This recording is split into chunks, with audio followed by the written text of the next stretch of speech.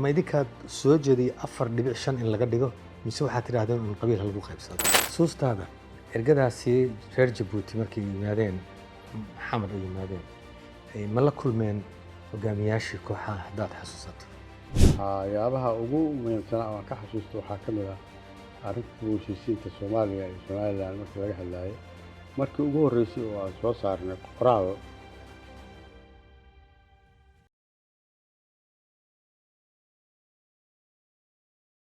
بسم الله الرحمن الرحيم maanta oo taariikhda ay tahay 21 Agoosto 2024 waxaanu stuudiyaha astaan aan ku duubaynaa barnaamij waraysi oo aan la yeelanayno garyaqaan Cumar Maxamed Cabdulle oo loo yaqaano Cumar Dhegey oo aan ka waraysanayno shirkii dib u heshiisiinta iyo dib u dhiska dowladnimada Soomaaliyeed ee carta lagu qabtay waxa uu ahaa dadkii ka qayb galay wuxuuna ka hayaa xog badan oo la xiriirta kaalinta bulshada rayidka ay ku lahayd shirkaasi mudane soo dhawow seetaha waa maasantahay Cabdi Baafo waa dhawaad waad kaaga mahad celinaynaa waqtigaaga waxaan sida caadiga waxaan sameynaa dadka bal inaad isbarto oo aad xogaa u dulmarto halka aad wax ku soo baratay iyo meesha aad ka soo shaqaysay iyo bal inay wax ka ogaadaan assalaamu calaykum waa mahadsantahay Cabdi waxaa kaloo aan u mahad celinayaa hay'adda dhaxal reeb oo runtii shaqo badan oo iyo xog badan oo dadka Soomaaliyeed ka maqan dadka Soomaaliyeed waxba aysan waxba qorin uga duubayso qaab tiraab ah iyo waraysiyo sidoo kale waxaan kaaga mahad celinayaa inaad iigu yeertay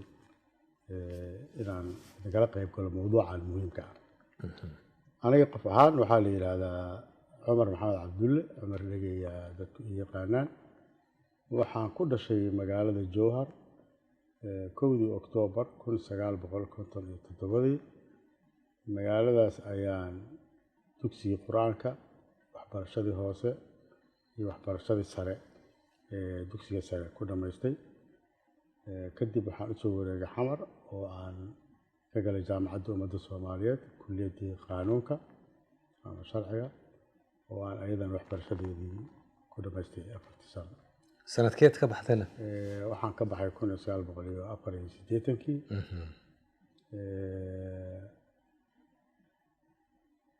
dabcan waxay ahayd inaan ka baxo 82 laakiin arrin la xiriirto thesis-kii ama buugga qalinjibinta oo ahaa mowduuc siyaasadeed oo ka hadlaya xasaanada mudanaha baarlamaanka iyo waqtigaas oo aan la ogolayn in arrimahaas laga hadlo oo ahaa thesis ama buug qalinjibin oo cilmi baaris ah oo ku saabsan sida xasaanadaas loo soo ilaaliyo xilliyada kala duwan ee dowladnimada Soomaalida markaasina ay xiraayeen dad siyaasiyiin ah oo aan la marin wadadii sharciga ahayd xasaanadaha la isaga qaadayo ayaa gabagabadii buug ka mid ah marka waa la diiday inaan ka doodo marka waxay noqotay inaad wax ka bedesho marka inaan bedelo isagoo dhan aan mawduuc kala qaato muddo kadib waxaan noqday xaakim oo ka shaqeeya maxkamadaha caadiga ah ilaa ay dowladii ka dhacday gobolladii ka soo shaqeysay dabcan waxaa lagu qoray markii ugu horreysay isku shuban ma aan tegin laakiin markii dambe waxaan ka shaqeeyay Jubbada Dhexe iyo Xamar oo aan ku qaatay tababaradii oo ahaa sanadka ahaa oo lagu baranayay siduu qofku dacwooyinka loo galo oo dhageysi u badnaa kadibna waxaa nagu dhacay dagaalkii sokeeye markuu dhacay alxamdulilah anigu qayb kama noqonba waxaan qayb ka noqday dadkii u istaagay inay u doodaan xuquuqda bini'aadamka waxaan wax xubin ka ahaa aasaasa ah ka ahaa xarunta Dr. Ismaaciil ee xuquuqda aadanaha waxaan xubin aasaasa ka ahaa hay'adda tubta nabadda Somali Peace Line waxaan xubin aasaasa ka ahaa hay'addii isku xirka nabadda iyo xuquuqda aadanaha in loo yaqaanay waxaan ka mid ahaa xubnihii bulshada rayidka ahaa sida firfircoon uga qayb qaadanayay arrimaha bulshada. waayahay waxaan rabnaa waxaan haddeertaan aan ogaanay shirka Carta isku soo bood ma ahayn. dadaal badan oo nabad lagu raadinayo oo dalka gudihiisa ka socday baa jiray. xamarna hawlo badan baa ka socday intaan shirka lagu dhawaaqin. maxaad kala socotaa hawlahaasi? waxaan tahay cabdi shirka nabadeynta iyo dowlad dhiska Soomaaliya ee Carte waxaa ku dhawaaqay markii ugu horeysay in ay marti gelinayso dowladda Jabuuti madaxweynaha Ismaaciil Cumar Geelle. waana ku mahadsan yahay dabayaaqadii 99kii. dabcan niyad sami inay ahayd baan markaas anaga u qaadanay, laakiin wax gaar ah oo diyaarsanaa oo ku saabsan sida heshiiskaas uu noqonayo iyo sidii looga qayb galayo ma jirin. wuxuu nasiib wanaag ku soo aaday xilli ay jirtay dhaqdhaqaaq qaybaha kala duwan ee bulshada oo isugu jira laba nooc. nooca bulshada abaabulan oo nidaam iyo hay-ado iyo xafiisyo leh oo ay ka mid yihiin hay-adaha waxbarashada, hay-adaha caafimaadka, hay-adaha u dooda xuquuqda aadanaha, hay-adaha u kaalmeeya dadka caawiya, iyo oo ahaa kuwaas noocyada dadka ay u yaqaanaan ururada aan dawliga ahayn ee abaabulan. iyo qaybaha bulshada oo aan sidaas u abaabulayn oo laakiin taqaaliidiga ah oo soo jireenka ah oo dhaqanka Soomaalida qayb ka ah oo ka mid yihiin culimada iyo odayaasha dhaqanka iyo haweenka iyo gooni u taagnaayeen. waxaa jiray baraarug guud ahaan oo ku saabsan xaaladii markaas jirtay, dadku inay inta ku ragaadeen oo ay ku dhibtoodeen un ay raadinayeen howlo kala duwan. culimadu waxay ku mashquulsanaayeen in nidaam dowladda cadaalad fulinaysa aysan jirin ay iyagu qaataan doorkii ahaa inay dadka u garsooraan oo xaqa u kala qaadaan, bacdamaa dadku ay cadaaladda gacantooda inay ku samaystaan ay keeni karto in fowdadu sii baahdo. odayaasha dhaqanka waxay ka shaqaynayeen dib u heshiisiinta, nabadeynta iyo arrimahaas. hay-adaha kaleeto oo dawliga ahna u doodidda xuquuqda iyo wacyigelinta bulshada iyo waxbarashadii iyo caafimaadkii in ay iyagu dhammaystiraan, buuxiyaan adeegii dowladdu qaban jirtay ayay ka shaqaynayeen. markii lagu dhawaaqay barnaamijkan waxay noqotay marka in howlahaas ay sii xoogeystaan oo gaar ahaan hay-adaha aan dawliga ahayn ee abaabulan oo ay xoog lahaa oo markaas jiray, yacni markii ugu fiicnaayeen ay ahayd dabcan waddanka, waxay bilaabeen inay ka fikiraan sidii loogu diyaar garoobi lahaa, loo caawini lahaa dowladda Jabuuti shirkaas inuu qabsoomo isla markaasna guuleysto shirku aanu fashilmin. waxa ugu horeeyay oo qabtay waxay ahayd in arrimahaas shirar la qabto oo qaybihii kala duwanaa culimada, odayaashii dhaqanka, hay-adihii aan dawliga ahayn, NGO-yada ahaa ay isu tagtagaan oo shiraan oo ilaahay sidaan uga qayb galaynaa. iga raalahow ay dabcan markii lagu dhawaaqay shirka lagu dhawaaqay dowladda Jabuuti ergey soo dirtay, guddi bay soo dirtay oo waxaan ku dhahdaa dalka yimid. hawlaha marka ka socday xamar ka socday ma waxay bilowdeen intaan ergadaas imaan mise ergadaasaa dhaqaajisay oo kadib baa la bilaabay in la hawlgalo? dabcan howlaha qaarna hore u sii socdeen. markii ergadu timidna waxay yeesheen jihayn oo si u adeegaysa barnaamijka weyn ee dowladda Jabuuti iyo madaxdeedu ay damacsanaayeen oo heshiisiinta iyo dowlad dhiska Soomaaliya ay ku jihaysnaayeen waxyaabaha ay u baahnaayeen in lagala shaqeeyo ayay maaragtay ay jihaynayeen. ergadaasi idinka bulsho reeyaan ma idinla kulmeen? nala kulmeen, waa ka wada hadalnay waxyaabaha ay dhiiri geliyeen oo aanu ku dhaqaaqnay waxaa ka mid ahaa in la diyaariyo aragtida bulshada rayidka ee ku aadan dib u heshiisiinta iyo dowlad dhiska Soomaaliya oo hay-addii markaas anugu ka ahaa isuduwaha ama xiriiryaha oo isku xirka nabadda iyo xuquuqda aadanaha la yiraahdo ayaa waxay abaabushay shir weyn ay isugu keenaysay aqoon-yahanadii ugu waaweynaa dalka oo qeybaha kala duwan sectorska ama waaxyaha kala duwan ee aqoonta ah oo fariistay kadibna aragtidii ururiyey halkaasna lagu soo saaray buug la yiraahdo buugga aragtida bulshada rayidka ee ku aadan dib u heshiisiinta iyo dowlad dhiska Soomaaliya. maxay ahaayeen qodobadii ugu waaweynaa oo aad ku muujiseen qoraalkiina ku muujiseen? dabcan waxaa laga hadlayay in dib u heshiisiinta waa qodobada ugu weyn buugga marka laga hadlayo horta kow waxa uu ka hadlayaa arar iyo dhibaatooyinkii dalka ka jiray dowlad la-aantii jirtay xadgudubyadii xuquuqda aadanaha ee waaweynaa ee dalka ka dhacay wuxuu ka hadlayay waxbarasho la-aanta baahsan isu socod la-aanta dadkii burburkii ku yimid muxuu ahaa dhaqanka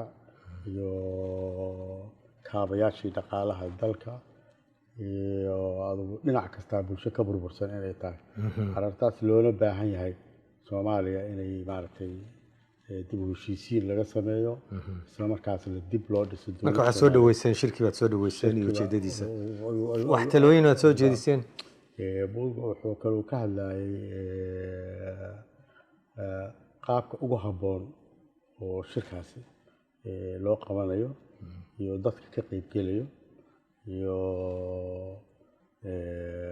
waxyaabaha maaragtay sida loo gaarsiinayo lafteeda aragtidan xamar bay markaas ku koobneed gobolladii kale loola wadaagayo aragtidooda loogu biirinayo iyo waxaa aada looga hadlay yani yaa ka qaybgelaya shirka dabcan iyo muxuu ahaa maxaa looga hadlayaa shirka waxaa kaloo looga hadlay waxaa la rajaynayo inay ka soo baxaan shirkaas waxaa kaloo looga hadlay kaalmada loo baahan yahay inay ka geystaan dadka madaxda Soomaalida inay aqbalaan shirka waxaa kaloo ka mid ahaa saaxiibada Soomaaliya ee caalamka waajibaadkooda oo macnawiga ah ee ka saaran inay Soomaaliya garab istaagaan in dib u heshiisiintaas la taageero dhaqaale ahaan iyo xusuustaada ergadaasi reer Jabuuti markay yimaadeen maxamed ay yimaadeen ma la kulmeen hogaamiyaashii kooxaha haddaad xasuusato? waxaan way la kulmeen ma mid bay ula kulmeen mise mid bay ula kulmeen oo waxay ka dhaadhicinayeen inay shirka ka soo qayb galaan bulshada rayidka anaga waxay naga codsanayeen wacyigelinta iyo farsamo ahaan shirka sidii uu guuleysan lahaa ayna weydiinayeen laakiin ayaga waxay target gareynayeen siyaasiyiintuna inay ka qayb galaan culimadu inay ka qayb galaan odayaasha dhaqanka inay ka qayb talooyinkaan soo jeedinay bayn ahayd dabcan in culimada siyaasiyiinta oo hogaamiyaashii kooxaha culimadii xakiimta markaas maxkamadaha hayay bulshadii rayidka ahayd haweenkii kulli in laga wada qayb galo ayay soo jeedina aan ku soo jeedinay taladooda wayna qaateen taladaas dabcan marka iyagoo halkan joogayba diideen inay ka qayb galaan diyaar garowga waxaa kaloo ka mid ahaa markii aan soo saarnay qoraaladaas waxaan yani 22 January 2000 aan safar ku tagnay Boosaaso Puntland gaalkacyo ayaan ka degnay ilaa ay Boosaaso baabuur baan ku soconay waxaan halkaas u tagnay inaan bulshada rayidka ah ka jirtay Puntland aan u bandhigno aragtida bulshada rayidka ahayd buugkii laga diyaariyay si ay maaragtay wax ugu kordhiyaan ama aragtidaas haddii wax ka qaldan yihiin wax uga saxaan waxaan shirkeena ku qabsanay Boosaaso iyaduna ay nala qaateen rag badan oo iyo gabdho badan oo runtii gacan ka geystay hawshaas inay qabsanto waxaan aad uga xasuustaa walaashay Caasho Geelle oo runtii ka mid ahayd hay'adda isku xirka nabadda xuquuqda aadanaha Axmed Faarax la yiraahdo oo lagu dilay gaalkacyo oo asna ka tirsanaa ururkii Caasho oo inxana ka mid ahaa waxaa kaloo ka mid ahaa rag meeshaas joogay cabaas axmed cabaas iyo muuse cali jaamac iyo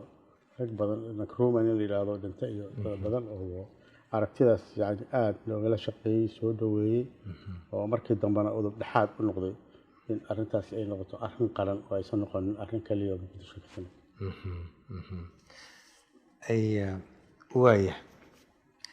dadaalkii kaloo xamar ka socday ama wadahadaladii ka socday bulshada rayidka qayb miyay ka ahayd odayaashaas iyo siyaasiyiintii xamar joogay wax xiriir oo idinka dhexeeyo oo arrimahaas aad kaga hadlaysaan ma jireen waa jirtay bulshada rayidka ee xamar joogtay dhaqdhaqaaqeeda awal wuxuu ku koobnaa un arrimaha waxbarashada iyo caafimaadka iyo doodidda iyo laakiin markii dambe oo arrimahan ay soo baxeen diyaargarowgii odayaashii qaybihii muxuu ahaa hogaaminayay dhaqanka iyo siyaasiyiintii ogoleyd in la aado shirkaas oo aan hubaysnayn xiriir aada u fiican baa dhex maray shirarna wuuna dhex maray oo aan uga wada tashanayno inaan iska kaashano arrintan runtiina waa ay shaqaysay oo ilaa aan ka tagnay carto ilaa uu shirka ka dhammaado baan wada soconay waxaa jiray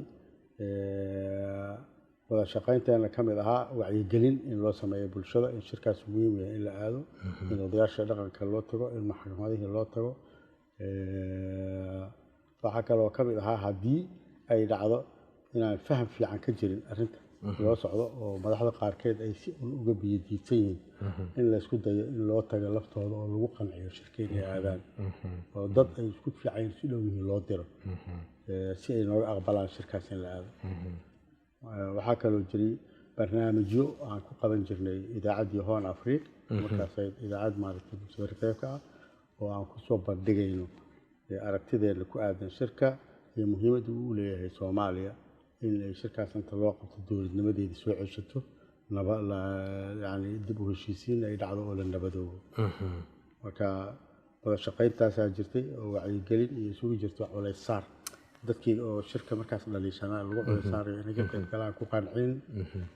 inay ka qayb galaan waaya waxaad qayb ka ahayd shirkii gobol xaarka ahaa ee aqoon-yahanada loogu yeeray tiradooda 60 ka ahayd waxaad uga qayb gashay qof ahaan mise waxaad matalaysay ururkii aad markaa ka tirsanayd oo inxa annaga waxaan ku casuumay magacii ururada bulshada rayidka hay'adda isku xirka nabadda iyo xuquuqda aadanaha inxa ayaan markaas matalayay 60 qofood ayaa dowladda Jabuuti marka bulshada rayidka meeqaad ku ahaydeen oo aad halka inxa aad kaga tagteen markaas saddex baan anaga hadda inxa kaga baxnay Dr. Baadiyow iyo gudoomiye Xasan Shire kaas ah iyo anigoo coordinator ka ah shirka weyn maartay fadhinay oo 60 qofood iga waran iyadana ururkii haweenka oo daladii haweenka oo koobo yaa ka tagay waxaa in fact waagaas laga casuumay sidaan u malaynayo maxamed ismaan xasuusto gudoomiye Zahra Maxamed Nuur iyo Maryam Yuusuf gudoomiye ahayd iyo executive director meesha markii aan tagnay 60 qofood طبعا dad waxay ahaayeen dalka gudihiisa laga yeeray dibadiisana looga yeeray gudihiisa la isaga yeeray aqoon-yahano waaweyn la isugu yeeray waxaan ka xasuustaa Allah xariistay professor Tuuryare waxaan ka xasuustaa ninka la yiraahdo oo joogay Saadisuuqi Taxan Baadiyow Zakariya waxaa joogay Umar Qaadi waxaa joogtay Caasha Xaaji Cilmi waxaa joogay Maxamed Xasan Cawaale Professor Cawaale waxaa joogay Ambassador Ciise Dheere Ambassador Cabdiqaadir Amiin oo aad haysta muxuu ahaa dhinaca diblomaasiyadda ma wada xasuusta laakiin aqoon-yahano kiimiko ku jiray kiimiko dad waaweyn baa yimid Gandi baa ku jiray Professor Gandi Allah u naxariisto dadkii waaweyn oo Soomaaliyeed badankoodii way joogeen arrimahaas waxaa loo qorsheeyay marka Dr. Xuseen Imaan baa ka mid ahaa oo beeraha ahaa isagana arrimahaas waxaan aad uga xasuusan karaa horta meeqa beraad fadhideen ma shirkiinaad meequ socday shirkaas wuxuu socday dhowr 10 maalmood ku dhowaad wuu socday waxaana uu lahaa mowduucyo oo ay bixinayeen moderators ka ahaayeen ama fududeynayeen aqoon-yahano anigu waxaan ka xasuustaa waxaan ku qoraa 10 qofood oo moderatorska ah waxaan ku qoraa madax banaanida iyo midnimada dhuleed ee Soomaaliya independence and territorial integrity of Somalia baan ku qoraa mowduucaas arrimaha diblomaasiyadda dad baa ku qoraa arrimaha dib u heshiisiinta dad baa ku qoraa arrimaha xuquuqda aadanaha waa lagu qoraa arrimaha haweenka waa lagu qoraa mowduucyo badan ayaa meesha laga soo jeedinayay moderatorsna way lahayd waxaa jiray inta shirka uu socday guddiga qoraalada guddiga la yiraahdo maalin kasta mowduucyada laga hadlo laga soo diyaarinayay war oo loo gudbinayo bulshada waxyaabaha ugu muhiimsan oo aan ka xasuusto waxaa ka mid ah arrinta heshiisiinta Soomaaliya iyo Somaliland markii laga hadlayay markii ugu horeysay oo aan soo saarnay qoraal inta aan soo qaybgal iyo garowshiyo in laga bixiyo wixii dalka ka dhacay oo dhan kaas oo markii ugu horeysay ay dad badan oo Soomaaliyeed oo dad reer Somaliland ka mid soo dhaweeyeen war cid garowshiyo siisaba weligeed ma arkin ay yiraahdeen qoraalka waxa xasuustaa dadka wax ka diyaariyaan ka mid ahaa qoraalo kale oo loogu baaqayaa ku jiray lagu wargelinayay madaxdii diidanayd shirka inay ka soo qayb galaan iyo qoraalo يعني dadka lagu sheegay halka wax ay marayaan iyo sidii wax u socdaan iyo talooyinka soo jeedinay arintaas waxay aad wax uga tartay in ay si dhiiri geliso xubnihii aan nasiibka u yeelanin oo 60kaas aan ka mid ahayn shirka inta ugu horeysay la soo imaan ee gudaha joogay inay dhaqaaqooda laba laabaan oo ay mudaharaad ka dhacaan oo lagu qaado madaxdii diidanayd shirka inay yimaadaan gaar ahaan xamar mudaharaad baa ka dhacay Puntland xasuustaa hogaaminayeen Muuse Cali Jaamac iyo Abbas iyo waa ileen waa in la aado shirka oo markii dambe keentay inay madax waaweyn oo siyaasiyiin Allah naxariista Xasan Cabshir iyo Cabdiraxmaan Faroole inay iyadoo dawladdii Puntland diidinta shirka inay inta soo baxaan ay shirka yimaadaan marka shaqo aad u badan oo Soomaalinimo u helinayso oo heshiis u helinayso oo niyad sami badan ay ka muuqato ayaa halkaas yani ay bulshada reerka ku lahayd qaybtaas marka 60 qofood ah waa qaybtii dejisay hanaanka shirka u socon doon oo ah in ay ka soo qayb galaan muxuu ahaa odayaasha dhaqanka oo horta la iscafin la suubiyo oo dib u heshiisiin la suubiyo in muxuu ahaa siyaasiyiintii iyo bulshada reerka ah la weydiiyo aydan ay tala ka soo jeediyaan qaabka loo dhisayo dawladnimada iyo baarlamaanka waxa wax lagu qaybinayaa dood dheer ah jirtay anigu waxaan ka mid ahaa dadkii qabay in deegaan lagu qaybiyo aan diidanaa 4.5 in qabiil lagu qaybsado waa diidanay waan diidanaa aniga kaligaad ku ahayd mise dad kale kula waan badnayn aniga iyo waxaan ka xasuustaa Dasuuqi iyo Cabdiqaadir Aadan Cadde bastaxdaas waxaan xasuustaa waxaan ku adadkayn in deegaan wax lagu qaybiyo formula wax lagu qaybin lahaana waan soo jeedinay waagi qaabkii loo qaybin lahaa deegaanka laftiisa waxaan la sheegay qabaa'ilku deegaanka ka soo wada jeedaan maxaa mutaxan loo wada aadaa qabiil aan deegaan deganayn baa jira ya kuraasta halkaas hala badiyo 60 sidii ahayd hala 3 laabo hala 2 laabo aragtuna hala keeno laakiin yaan la dhihin reer hebel yaan la dhihin anaga daaya dadkii dilaa waan ka mid ahaa waan la ka adkaaday waxa loo batay marka in la yiraahdo qabiil wax lagu qaybiyo marka taas waxay ahayd qaabkaas ah waxaa kaloo meesha looga hadlay baahi loo qabo in aqoon-yahano sharci yaqaan ah iyo wax la diyaariyo oo yani axdigii ku meel gaarka ahaa oo dalka lagu dhaqi lahaa iyadana marka doorka aqoon-yahanada laakiin dastuurkii axdigii ku meel gaarka ahaa wuxuu ahaa un kii 60kii sidiisa ah oo waxba laga bedelin baad qaadateen maxaad ka bedesheen waxba iska bedelayay oo waxa iska bedelayay qaabka wax loo qaybiyay lixdankii doorasho ahayd waxba iska bedelayay waxaa iska bedelayay haweenka in la siiyo muxuu ahaa markii ugu horreysay taariikhda lixdanka waxba kuma lahayna inay helaan matalaad ee baarlamaanka ku yeeshaan waxaa iska bedelayay in dowladdu xilka kumeel gaarka uu yahay mid kumeel gaara oo loo baahan yahay dastuur dhammaystiran in la sameeyo waxaa sida kaleeto laakiin mabaadi ahaan dal dimuqraadi ah oo baarlamentary ah lixdankii waxaa intaasaa laga qaatay oo kaliya kalsoonka listiisa waa la soo qaatay waa runtaa laakiin waxaa ku jiray arrimo isbedel ah ayaa ku jiray isla markaana waxaad tidhaahdeen waxa la wixii la waayo iyo shuruucaba waxaa loo laabanayaa kii lixdan kale baxdama isaga uusan dhammaystirayn oo kooban yahay halkaas marka doorkeennii kaas waa lixdankii sida wax loo qaybsan doono iyo sida looga soo qaybgalayo iyo qayblaha ka soo qaybgalayo iyo dadka diidan sidii loo doonayo arrimahaasa talooyinka ay ku aadanayeen iyo muhiimadda ay leedahay ilaalinta madax banaanida iyo midnimada dhuleed ee Soomaaliya marka talada qabiilka idinka ka timid dowladda Djibouti kama iman maya dadka shiraayo baa keenay sidii wax loo qaybgalayo sababtoo ah say wax u qaybinaa oo baarlamaanka u dhisnaa taladeeda jari Djibouti dadka Soomaalida isugu yeereen dadka Soomaalida yiraan ka tashada ayagoo dad technically gacanta kulama jirin oo waxa ma qabanayeen wixii loo soo jeediyo wixii ka qaldan waxa waaye asaas war ma armayn loo shaqeynay in Iran waa laga yaabay laakiin ma ahayn horta shirweynihii markii la furay labadii bishii May labadii kun markii la furay dadkii ergada ahaayay ka qayb galay meesha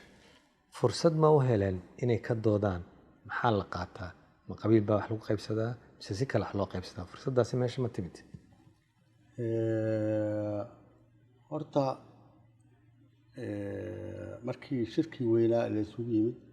qaabkii loo abaabulay dadkii waxaa la dejiyay carte jaandadii weynay waxaa formally la sameeyey shir guddoon oo ay madaxda Soomaaliyeed oo kala duwan oo qaybihii kala duwan kala socday ka kooban sidii su'aal u kala deganeed ay ka muuqato waxaana looga doodayay mowduucyo oo dadku gacanta ay taaganayaan aragtina ka dhiibanayeen waa sheegay marka arrintan oo dabcan barnaamijku waa dad baa ka soo shaqeynaya dooda plenary ay jooga marka ugu dambayso waxaa la sameynayay dadka inta loo soo bandhigo waxay u shiraayeen qabiil marka ay soo shiraan beelo daaroodku gooni u shiro hawiyaha gooni u shiro dirtu gooni u shirto oo muxuu ahaa dadka kaleeto oo Soomaalida ah halkaas others ay u bixiyeen magacaasna sax ma ahayn ayay gooni u shiraayeen haweenka gooni u shiraayeen ayay taladooda urursan soo qoraayeen marka madaxdooda wada keenaysa talada qaabka oo ka qaybgalka iyo wax isweydiinka laftiisa waxa waaye masaalix baa ku jira mowduuc walba oo laga hadlayo siyaasi ah masaalix siyaasi hadduu yimaadana dad plenary oo iska fadhiya gacanta taaga laguma xallin karin waxaa lagu xallinayay inay soo shiraan wax xataa la siiyey soo qaybsigooda iyagaa dib loogu celinayo oo soo qaybsanayo ayagoo iswata oo raalli ah bay imaanayeen marka waa la weydiinayay taladooda laakiin waxay ku shiraayeen meesha oo maaragtay si qabiil ah u soo shiraayeen oo taladooda u soo gudbinayeen dadku isu yimaadeen ay dowladnimada ka maqnayd dabcan marka horeeto isku soo bood waxaa jiray oo la isu soo hiloobay oo maxaan ku dhahdaa oohin badanna ay jirtay mataqaanaa oo dadka qalbigooda shirka kan uu taabtay oo midnimo iyo isku soo noqodii la raadinayo markay gaartay in wax la qaybsado kuraas la qaybsado ka waran maxaa ku dhacay dareenkaas maxaa ku dhacay horta dareenka aad waxyaalo uma gaarin sababtoo ah shirka bilowgiisa hore oo dhan waxaa lagu dadaalay isu laab xaarasho dareen Soomaalinimo yani isxusuusin waayihii dowladnimada iyo maqaamka ay Soomaaliya ku lahayd mujtamaca caalamiga waxaa arrintaas sii xoojiyey fanaaniinta qaranka iyo hal abuurka Soomaaliyeed kuwooda ugu waaweynaa baa joogay maanso kala duwan iyo suugaan iyo heeso iyo ciyaaro ayaa dadka laabtoodii sii jilcisay oo gaarsiisay in dadka qaarkiis ay maaragtay ay yani u qashuucaan oo u jilcaan Soomaalinimadii marka dambe wax qaybsiga u yimid dhib badan waa ka imaanaya laakiin haddana isu tanaasul badanna waa jiray arrimaha qaarna farsamo ahaan dowladda Jabuuti oo madax iyo shacab aan u kala harin shirkaasna jixidiisa door weyn oo isu soo jiidid ah iyo isu soo dhaweyn ah isu tanaasulid ah iyo qoladii wax ka maqan yihiin ilaa Ismaaciil oo gaaray kuraas qaar aniga hal isku yiraahdo si dadku ugu kala maslaxo marka aragti fog isla doonis wax meelaha qaar haddii wax la isaga dhago in maaragtay la isu daayo intaba way lahayd waana waxaan aad u xasuustaa dhacdamaha wax qaybsigu u dhib badnaa dadka Soomaaliyeed oo ka qayb gala hadda 4.5 ka oo dhaliilayo haddana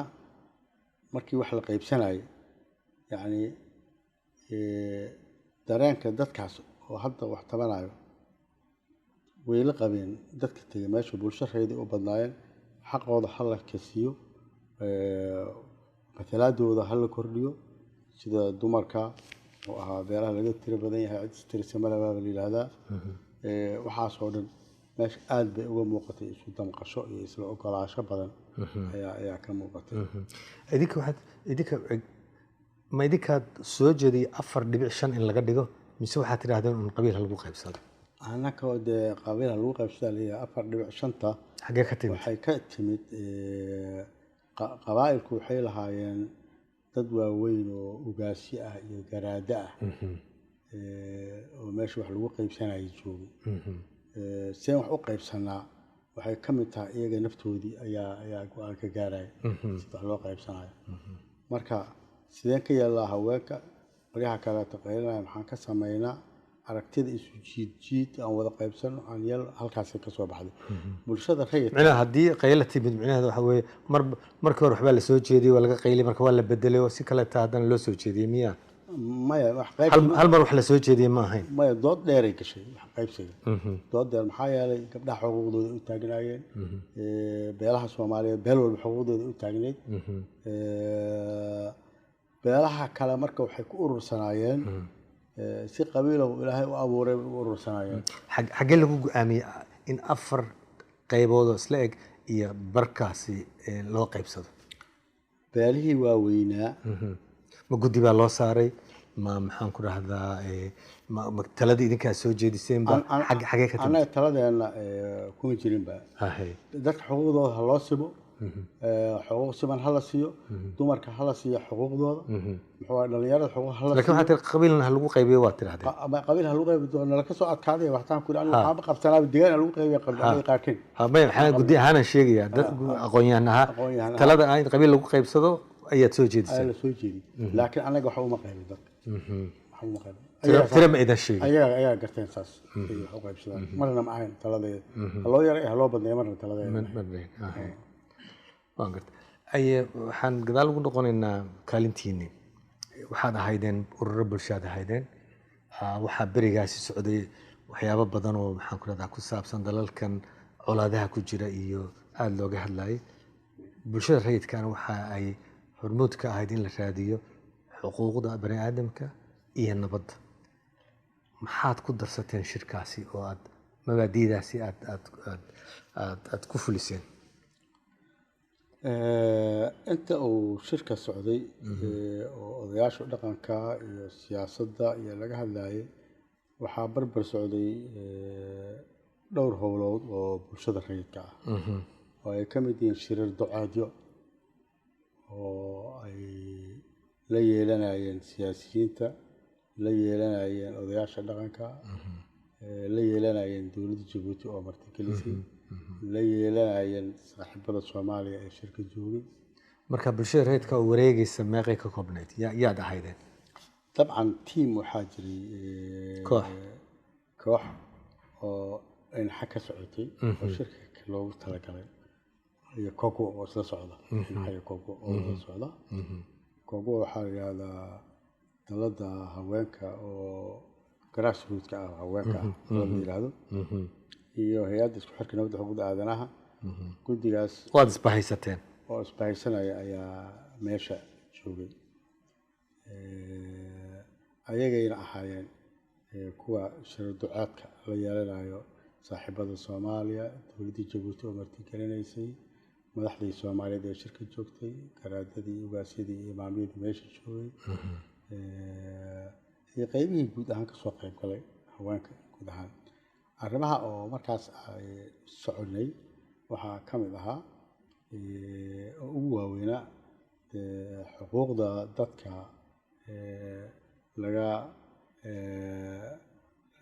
laga fogeeyey matalaadda aan ku lahayn ama matalaaddooda ay ku yartahay siyaasadda sidii loo ilaalin lahaa sida haweenka oo kaleeto iyo beelaha laga tiro badan yahay xuquuqdooda sidii loogu ilaalin lahaa meesha sidii axdiga kumeel gaarka oo soo baxay uu noqon lahaa axdi xaqiijinaya yani xuquuqda aasaasiga ah iyo xorriyaadka muwaadinka Soomaaliyeed sidii shirka laftiisa u guuleysan lahaa loona cadaadin lahaa ama loo qancin lahaa dhinacyada markii conflict yimaadaan ama isqabadi yimaadaan ama kala aragti duwanaansho ay timaado dadkii isu soo dhaweyn lahaa inaan noqono ayaan ka shaqeynay waxyaabihii aan ku guuleysanay waxaa ka mid ahaa in dumarka si gooni ah loogu aqoonsado inay noqdaan beesha lixaad gooni u taagan